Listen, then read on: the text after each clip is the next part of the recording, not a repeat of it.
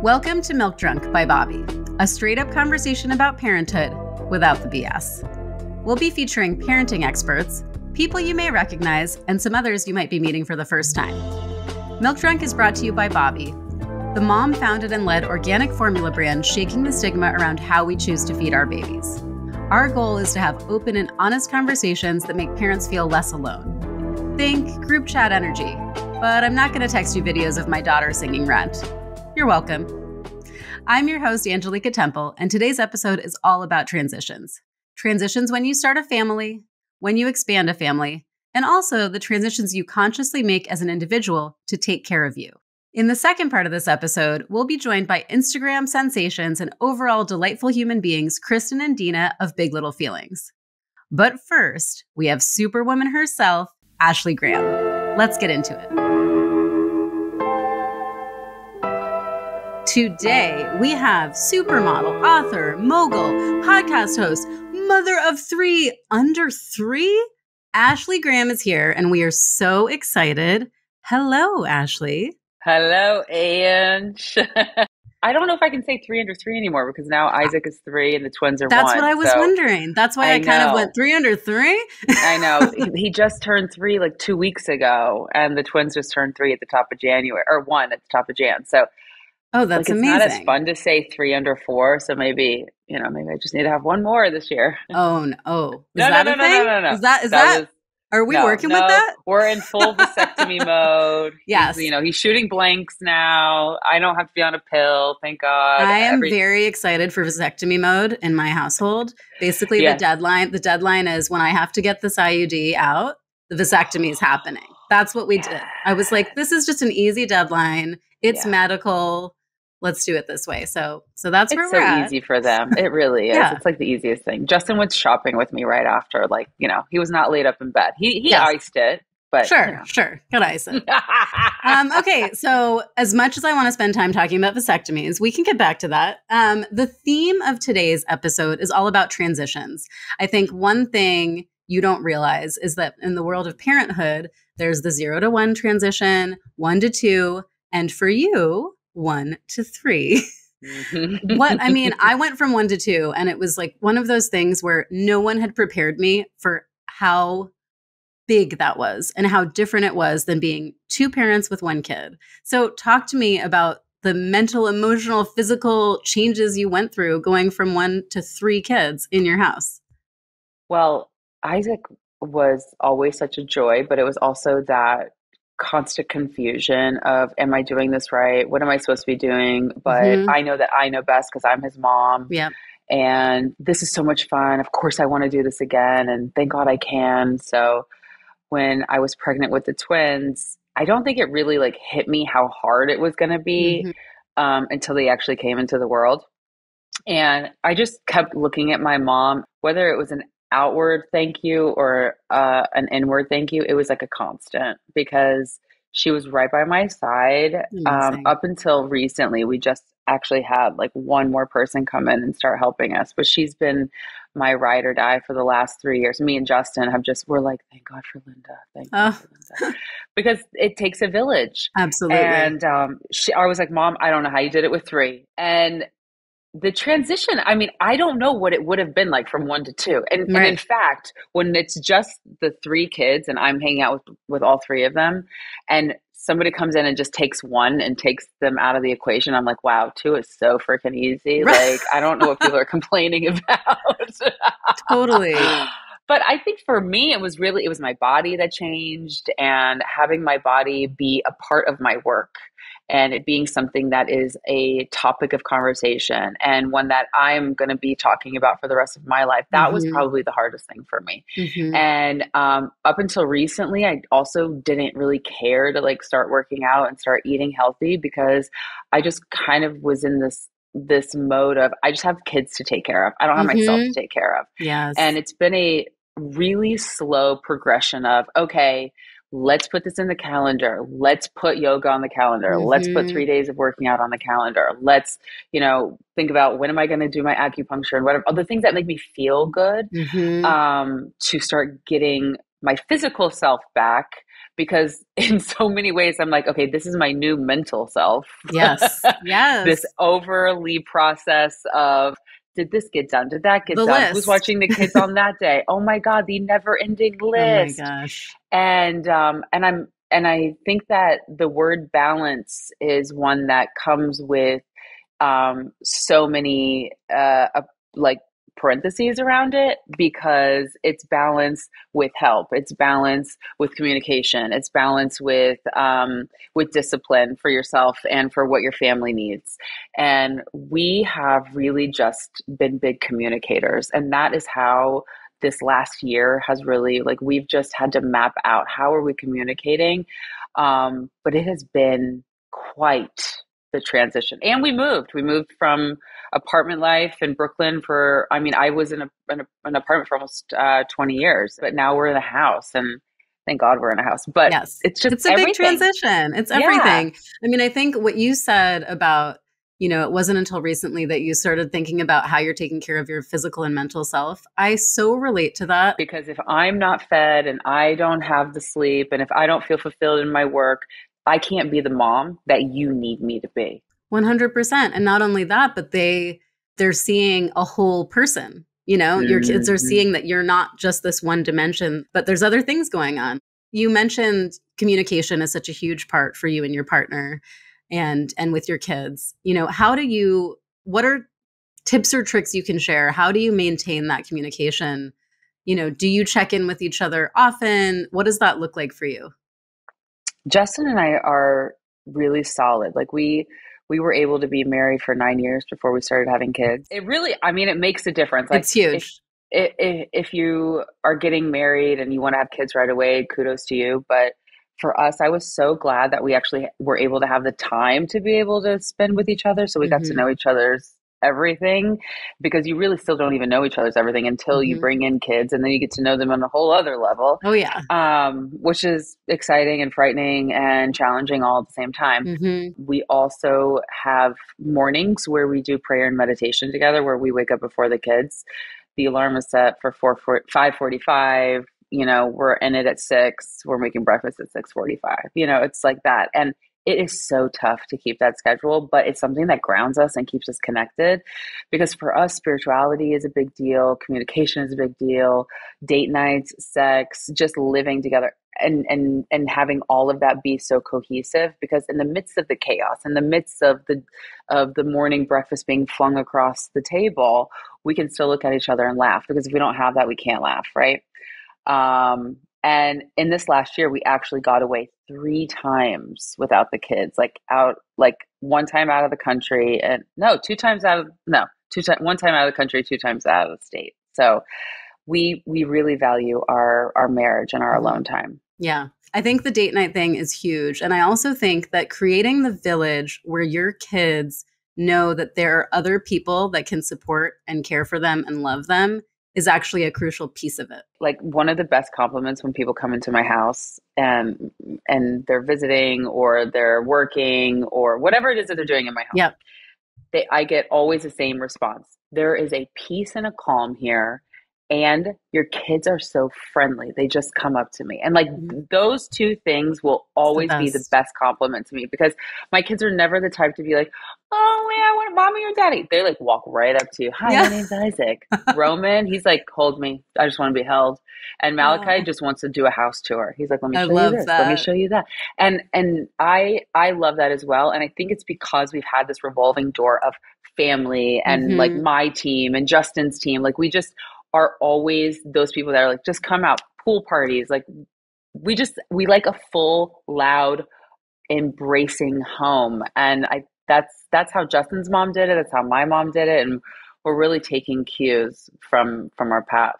I mean, guess from our childhood, really, is what I mean. Yeah. I think one of my favorite things about when I'm not caring for my children is not worrying about food. Oh The my God, it's like the the most oh, annoying thing in the it's world. it's insane. I would rather change 10 poopy diapers that are like like explosions than have to figure out what new snack can Oh I my convince Isaac gosh. is the best healthy new snack in the Yeah. world. But I do think, just wanting to talk a little bit about mealtime, not snack time. I don't care about Yeah. snack time. I mean, I Oh, do. mealtime. I feel you. Yeah. But, do you guys, make time to sit down together for meals? What does that look like in your household? We're still trying to figure it out. So, Fair enough. Fair enough. it's the ever changing calendar and schedule in our home. We really Hmm. don't have these set lives because of the nature of mine and Justin's job. Yep. Which for us, we are totally capable of that. But now we have these three little beautiful angels that Yeah. we're like, oh, they need systems. So they do have nap times that are like very regimented. And Yep. Isaac started going to school now, so these things are great. But when it comes time to dinner, like it's not like, okay, it's dinner time. It's more like, are you hungry? Like, is it that time? We still got Right. like an hour until bedtime, so maybe I should start feeding you. Yeah. And then it's like, all right, heat the food up, get it ready, whatever. And the twins are really great. Like they're at that phase where they're just like eating everything, anything. It's the They have their best. particular things, whatever. But it's Isaac. Isaac is 3, and he is like really his food group right now is canned mackerel and toast with I don't know why, and toast with butter jam, no crust. And that is Okay. the Okay. most epic dinner for him. I'm just like, we're a protein family, so I'm just glad that he's getting the protein. That's right. But it's hard because I want to be that family that like has dinner every night together. Blah, blah, blah, because I know what it builds and I know the impact that Hmm. it makes on their future. Because me and Justin had the exact same thing. However, it's going to come. Like the pressure I'm putting on myself for that, it's like it doesn't matter. They're so young. It's Yeah. coming. It's coming. So I know your twins just turned 1. Yes. Yes. And so talk to me about transition from formula, breast milk, bottle, real milk, cow's milk, oat milk. I don't know. Okay. Give me the Well, milk scoop. yeah, I mean, everybody's different, right? Like, duh. So Isaac fully breastfed him. He probably got like 1 or 2 bottles, Hmm. like ever. He didn't even ever get formula. He was like the true, like, I don't, mom's never leaving because we're in the middle of a pandemic. Oh, right. So there you go.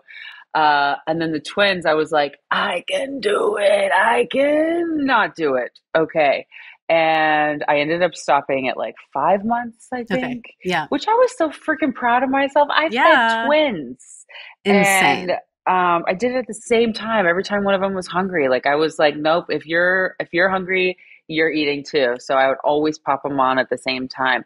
And supply went down. Bobbie was my saving grace. And so happy that I got to meet Laura and everybody at the Bobbie team and really just be a part of that, the journey with them and the impact that they've been able to make across the globe. But and thank God for that, because it didn't make me feel like, oh, I'm making sacrifices. Hmm. Like I felt like, okay, I can't give you me, but I can give you something that is Yeah. so healthy. So that was amazing to be able to do that. And I think at first maybe there was like a stinge of guilt because I thought about, oh, Isaac got breast milk. He's going to be so much Right. healthier than the Right. twins. Right. But that's not fair. That's not fair to the twins, and it's Hmm. not fair to me. There are kids who come out of the womb and never get breast milk, and they're like extremely healthy. Hmm. So I was just thankful. I was just thankful that I could do that. And then right before they turned 1, we did the same thing we did with Isaac, and we were just like, okay, off of the formula. I Hmm. know that Bobbie has like a great transition that they take you from like 1 to 2 and you go into this whole thing. But you know what? For us, they eat so much protein. Yep. These boys inhale food like you wouldn't even believe. And they drink a ton of water. And I'm like, you guys are good. Yeah. I'm tired of scooping. Oh You my know, gosh. Yes. I'm dealing with diapers. Like I'm ready to get out of the diaper phase. So for us, it's like, okay, I always tell myself, this is a phase. This is a phase. This is a phase. So Ages and stages. hmm So we're out of formula Nice. 100%, which feels odd, but also feels liberating. Hmm. And I'm just, but it was easy. It was an easy transition because they just never stopped consuming food. Yeah. That's amazing. So, shifting gears to finding this quality time with all of these amazing humans in your house, do Yes. you find time with just your oldest? Are you still able to find that time? Justin and I really have we've carved out special time with him. Hmm. And sometimes it's in the morning, or it's like on the way to school or after school. Justin, will, if the stars have aligned in the calendar, Yes. um, we'll both go pick him up and take him out to lunch. Cute. And then after the twins go down is like the best, because then it's almost like an hour and a half where it's like Oh, yeah. dedicated. And then it's like, sometimes I'll be like, what do you want to do? And I'll give him like, either I'll give him an option or he'll know exactly what he wants to do. So it, it's, I think what's going to be harder is when they get a little bit older and each of them is going to need that individual time and carving that out. And Yes. I've heard from different parents, like, okay, like each kid gets a day of the week, or like you put it in the calendar or on the Hmm. calendar, like this week is, A, B, and C. And I don't know. Or then you go out with all three of them at one point. So I don't know how we're going to do it, but I know it's been done before, so it's going to be done again. Yeah. Yeah. I'm You'll trying figure not it to put the out. pressure on myself. You know what I mean? You'll find it. You love your Yeah. kids. You want to hang with them. What I am thinking about is like the next big trip that I'm taking is maybe I take Isaac with me, Yeah. because I think how great, because now it's like you're traveling with your bestie, right? Totally. As long as you have the snacks and the iPad and like That's right. the trucks and the Yep. dinos, like Yep. I Some feel like sticker I'll be books. set up. Yeah. So that's the next thought, is like, okay, I'm just it's just gonna be me and Isaac. Well, I always think about that when, at least when my kids are being a little fussy, little tantrumy, it's never like that one on one, right? One on one, Never. everyone's an angel, including me, right? Mm-hmm. I'm great. And I never think about the fact that they're also trying to get my attention away, not just from their sibling, but from my partner. Mm-hmm. Like my Mm-hmm. attention is split three ways, or in your case, four. Mm-hmm. It's not just this brother or sister or whatever. And so I always think, oh, that's interesting because I really do That's want to hang do out you with my husband. do you have any tips on how to have your toddler stop interrupting? Like, and he knows how to say Ooh, excuse me. So he said, yeah. excuse me, excuse me, excuse me, excuse me. And you're like, yes, Isaac. Oh my gosh. How do they stay silent? How do you get them to stay silent in the excuse It's me? so hard. Yeah, no, excuse me is tough. We do a lot of like prepping. Okay, we're going to have a conversation right now. I know you're excited to share something.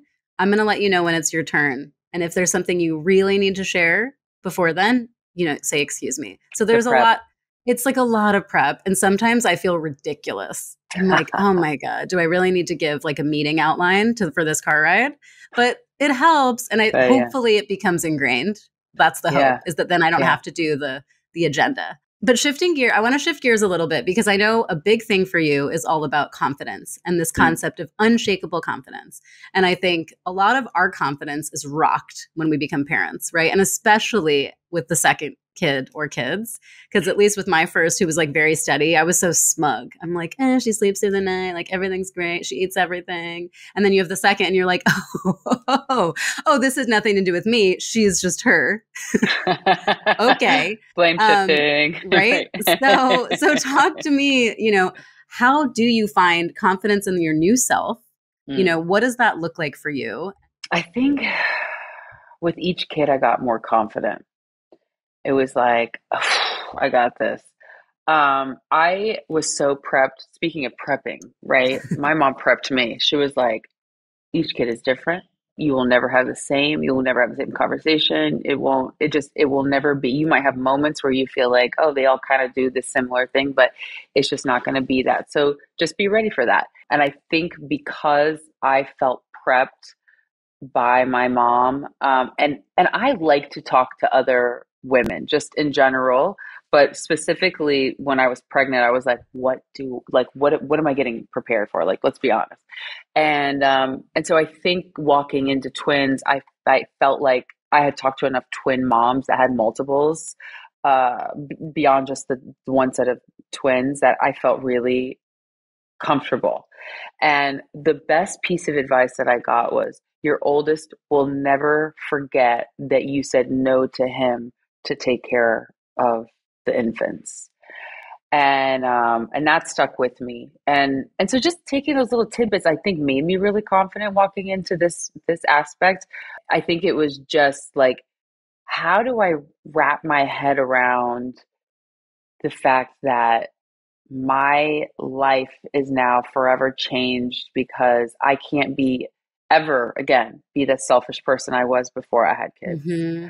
and also take care of them because of that thing that we have to do as parents, and like be the everything for them, Mm-hmm. and then take care of myself because of the nature of my job, like the pressure that comes with it. Mm-hmm. And so that's really been, I think, the mountain that I've been climbing up and trying to figure out. But with it, I'm so glad that I already had such a root in confidence in myself, and I already had the tools. I already had the infrastructure. I already had the journals and the meditations, the words to be able to talk myself out of self-hate or self-doubt, or just like a demise of destruction ahead of Yeah. me when I looked into the mirror. And I had a couple of moments where I really had to pull myself out. Like this is not what you signed up for. What you signed up Mm-hmm. for was a beautiful family that you are so excited to have, and not pure chaos that makes you so drained at the end of the day that you don't even want to take care of yourself. Because it happens. And the reality is that we go through some really hard and possibly dark days when we are new moms, when we have multiple kids, and when we're trying to juggle a marriage and a career, because that's it. It's juggling. Mm-hmm. Yes. But I feel like I put so much work in before that I got to easily pull it up Mm-hmm. from before I actually went down and Right. couldn't see the light. Right. Being able to tap into that inner strength that you fostered and learned, right? Before 100%. this stage. Because I wanted it, and I think Yep. that's the thing is, if you want something so badly, and if you're willing to put the time in for change and for effort with yourself, then no Mm-hmm. matter what comes your way, you're going to be able to handle it. And Yeah. I have built a beautiful community around me. And, people talk about that all the time, but sometimes you take it for granted. Absolutely. Well, I think the one thing you've touched on a couple of times here is the village of parenthood, the community of mothers, and the fact that, parenthood is the great equalizer. Like, we are all going through so much of this shit at the same time, or months apart or years apart, and being able to tap into each other is so huge. And it's just, it always makes me feel like, oh, okay, I can breathe again, and Mm-hmm. it helps me. Talking to other people actually helps me feel more grounded in myself, right? And Yes. being able to share what I've learned. On that note, my new friend, we do have some amazing mothers who have an incredible community. They are known as Big Little Feelings. Their names are Kristen and Dina, and we are going to pepper them with some questions about confidence, transitions, all this good stuff that we're getting into, because I am definitely not an expert, and Me neither.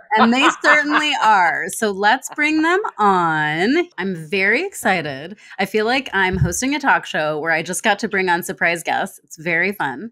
Welcome, Big Little Feelings. Can you introduce yourselves and tell us about what you are about? Oh my gosh. Hi. First of all, hi, Dina. Do you just want to say hi? Hi. I'm trying to really play it a little bit cool over here with Cool. an idol sitting next to us. And by that I mean Ashley, of course, but also all of you. We're going to try to be really cool on this, but we're freaking out on the inside. Oh, no. I'm such big fans. You guys are so fun on Oh my social media. gosh. No, seriously. This is so fun. This is, to I just me, melted it's into a like, puddle, it's just so. like, to me, it's like, oh my God, I feel like sometimes when I'm on social media, I'm like, that's exactly how I freaking feel. Thank you. Oh, thank you. Oh my Yes. gosh. Okay, well, that's wild. So hi, we are Big Little Feelings. Dina and I'm Kristen. And Big Little Feelings is a community of toddler and preschooler parents. We are a place where you can go at the end of a really tough day and ask any kind of honest question you want and get a really judgment-free answer. With all of toddler problems, Dina, as a child therapist, I am a mom of two and a parent coach. And we also show our real messy mom lives. So really, when you leave Big Little Feelings, our goal is that you feel incredibly empowered to handle any of that wild toddler stuff that gets thrown your way all day long. And you also feel a little bit less alone, knowing that you're not a hot mess. We're all hot messes, and we're doing great. Yes. And we're like hot messes. We're like hot messes. That's right. I mean, we still got it. You're so hot mess sometimes that you literally said you're a mom of two. You have 3 kids. I just want to remind you have 3 kids. You're postpartum. I feel it. Oh, I feel it. Your mom. Wait, what? You forgot about a 3rd kid? Oh, wow. It's real. It's really recent. It's very recent. The birth, which was unwillingly non-medicated, just made me kind of black out the last 3 months. I love that little baby. I feel badly now. He's okay. He's amazing. He's amazing. We're tired. I blocked it out. Incredible. How old is the youngest now? He's 4 months. Oh, that's so fun. Yeah. He's the best. He's the best. He really is. Isn't it hard? Sometimes I have these moments with my kids and I'm like, you're my favorite, but I don't mean it like you're my favorite. I mean it like you're my favorite person, but you're all 3 my favorite person. And I'm like, oh, I'm going to create favorites now. I always end up having to qualify it. And you're the best 5-year-old I've ever met. Yeah. You're the best Inoki on the planet. It's like I'm adding all these little things, like person wearing a flamingo dress. Seriously. I feel like they're all so different. Well, at least for mine, they're also wildly different that it's nice because it's like, you're my favorite, XYZ. And then it's like, you're the and so it evens out. It's all a wash at the end of the day. They're all just the best. That's so fun. Okay, so to get into this talk about transitions and so on, I would love to get from our child therapist in particular. Ashley's twins are now toddlers, right? They just turned 1 in January. Is that considered a toddler? 1? I think you're so. on your way. You're on your way. Because they're toddling, right? See, I had a hard time. Like when Isaac turned 1, I was like, he's not a toddler. He is still my baby. And my mom was like trying to break it to me. Like, he's not a baby anymore. He's walking. He's talking. And so my twins are still my baby. I don't care what you say. I don't care what your PhD is. And That's right. That's right. Fine. That's right. Let's say they're babies who have developmentally, they're changing into toddlers, but we'll never call them toddlers. We'll never call them toddlers. They're incredible. But talk to us about sort of what's going on in that transition, especially as it relates to there being a 3-year-old in the house. Like, what are all the different things that we should be thinking about balancing? I mean, well, first of all, like they're babies and they're toddlers. They're right in the middle. And I think one of the biggest things that we need to keep in mind is that this is when certain critical parts of their brain are like starting to develop, but like are really not developed. And I think a lot of people don't fully appreciate that part enough. Like as they start getting older, I mean, the parts of their brain that start to help them like manage their emotions and control their impulses in their bodies and share their feelings in words, like this part of their brain has not yet developed. That happens later as they get to like the preschool or kindergarten age. And so this is why it is so normal to see your kids starting to melt down. They are crying. They are like screaming and flailing around on the floor. It has so much to do with their brain development, not you as a parent, not them as a kid. And I feel like we just need to kind of put that out there because now your babies are starting to transition into this toddlerhood era. And you're going to be seeing so much of like the melting, the tantruming, the pushing, the negotiating will start to happen. You're probably seeing it with your 3-year-old. Yeah. You know what I think is so funny is like everybody has their notion of what your whatever age is going to do, but everybody's is so different, right? And everybody was warning me, oh, the 2s, oh, the 3s. Isaac has been so much fun. And I think a lot of it has to do with like just knowing what his surroundings are. If he's bored, he's going to get in trouble. So let's create an atmosphere where he's like learning, he has an activity. I think that's such a good like point though, because your kids are not trying to be bad. They're not trying to manipulate you. It's what you're saying. Like, this is what they are wired to do and how they develop and explore life and learn about how people and the world works. So I love what you said. Yeah. And I feel like the more kids you have, and I wish I knew this in hindsight, but every time a damn stranger or grandma or whoever would be like, just wait until the terrible twos, just wait for the three major threes. And then in hindsight, I'm like, these were, can I swear on this podcast? I can. Yeah. Right? Oh, these yeah. were fucking great years. And I love your perspective, Ashley, because what it is you know what's sort of developmentally appropriate. You know that this might happen if he is exhausted. If he's exhausted, this, you know, and so it's like, God, I wasted so much time being like, just wait until they walk. Then they're going to get into so much trouble. It's like, this was so fun. Like, wait until they talk. They'll never shut up. Somebody said that. And I'm like, I love this. I never want them to stop talking. How do you, just kind of shifting to the confidence piece of it? I think, you know, we're all coming into parenting really open, right? That's the amazing thing about contemporary parenting. Is that what we're calling it? Millennial parenting, whatever we're going to call this moment. You know, people are more open. We're open to different ways of doing it, to treating our kids like humans, you know, that have feelings but maybe aren't able to communicate them. How do we instill confidence? First of all, how do we instill confidence in ourselves as parents? And how do we pass that on to our kids from the get? I mean, I think one thing to notice is just like, what is confidence? Confidence is not like, you know, I know everything and I can do everything perfectly. I have no flaws. I'm so confident. It's more like, you know what? I can do hard things. I can be in hard situations and I'm going to figure it out. And I'm going to be okay with myself. Like, I'm going to make mistakes.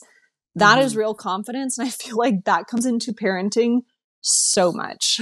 Yeah. And we kind of like to use the analogy of comparing yourself to a CEO. A CEO doesn't necessarily know exactly what they are doing, right? I mean, at the end of the day, we all know in our work, no matter how badass we are, we're like, I don't know what the fuck I'm doing every day.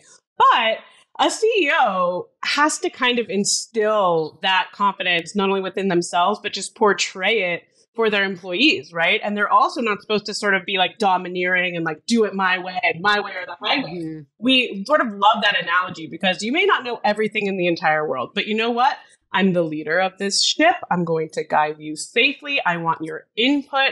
We might take your input. If we do not take your input, we're going to kindly let you know why, and we're going to work towards it. And I hear you and I see you and I value you.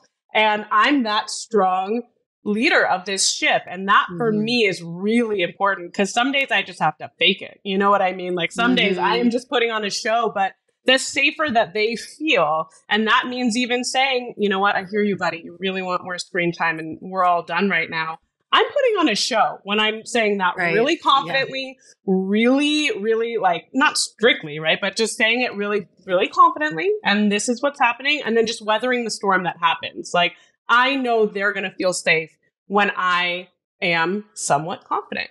That makes a ton of sense. I think, and it's also it's fake it till you make it a little bit, right?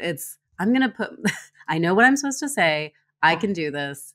You know, as we've all gone through these transitions from kid to kid, and, you know, what advice can you guys share about, you know, Ashley and I spoke a lot about getting our own confidence back, and sort of Ashley talked about tapping into her inner strength that she had built up as part of her career. You know, what can you guys share about getting that confidence back as parents? And maybe not back, maybe it's just you as a new self. Yeah. Well, Dina, you're not fresh in it, but I'd be very curious being 18 months in with, I got 2 under 2, and I will tell you, I feel like I got rocked in some ways. Like, I also had a wonderful meditation practice before I had kids and like really tried to prep for everything in my marriage, and I still got rocked.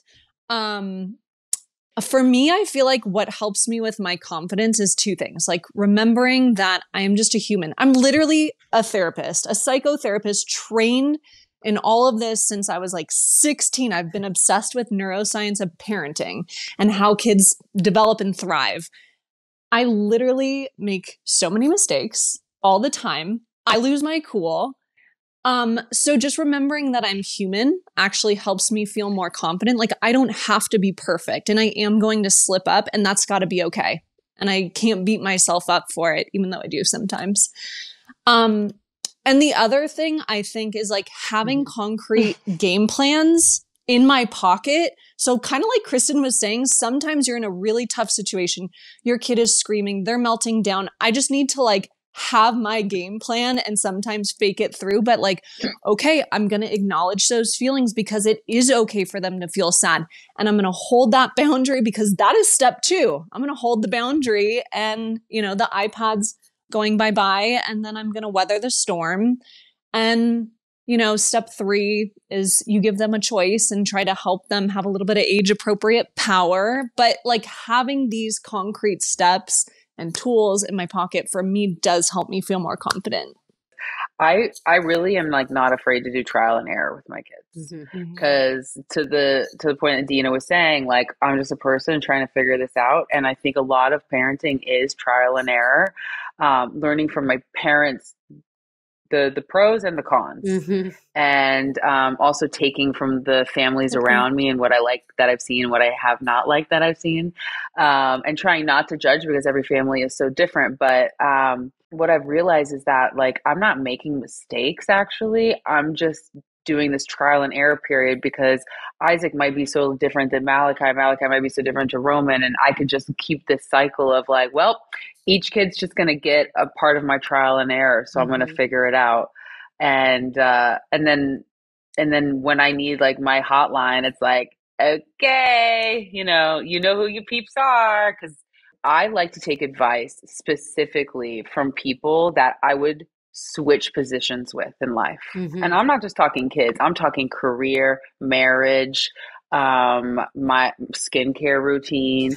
And so the parents that I get advice from are the ones whose kids are grown that still call them and they're like this. And I'm like, what did you do? Because that's success to me. Right? Girl, same. I was just going to say, I literally asked someone yesterday that I have now only met a couple of times, but every time she talks about her parents and how close they are, I'm like, can we get coffee one time? And can you tell me what your parents did and what they did not do? I love that. I do the same thing. It's such a big thing. And, there's so many broken families right now. And I think for so many different reasons. And I come from a very broken family and I'm always like dissecting, like what happened? Was it this turn point? Was it that turn point? So, and I know it all starts now. And every issue that anybody has is it starts in the home. And that's that other pressure that parents have is I don't want to F up my kid. 100%. But, that's why like I'm really conscious about what I'm doing, my intentions to them, and also like what new things I'm implementing. Yeah. I love it. Yeah, we're always using the term about still learning. That's like our version of trial and error. Everyone is, because it used to be that we needed to explain that to our older about the younger. And it's also us. I'm still learning how to do this. Yeah. Like, you're my first kids. Okay, you guys, on that note, I feel like we could keep talking, but I know we need to wrap up. So I just want to say thank you so much for bringing yourselves to our beautiful 4-box Brady Bunch conversation. It has been so nice to connect. I think we all learned a lot. I think we all feel a little less alone. And our village has grown. Thanks. Thank you so much. Talk soon. Thank you so much to Ashley Graham and Big Little Feelings for joining us today and for making my talk show dreams come true, complete with guest reveals and even forgotten kiddos. Be sure to follow Bobbie on Instagram @Bobbie for all Milk Drunk updates and sign up for the Milk Drunk newsletter at milk-drunk.com. Milk Drunk is powered by Bobbie, hosted by me, Angelica Temple, and produced by Beth Rowe and the team at Full Picture Productions. If you're liking what we're shaking here at Milk Drunk Pod, be sure to subscribe. You won't want to miss a thing. Also, if you have topics you want to hear discussed or have a hot parenting take, our DMs are always open.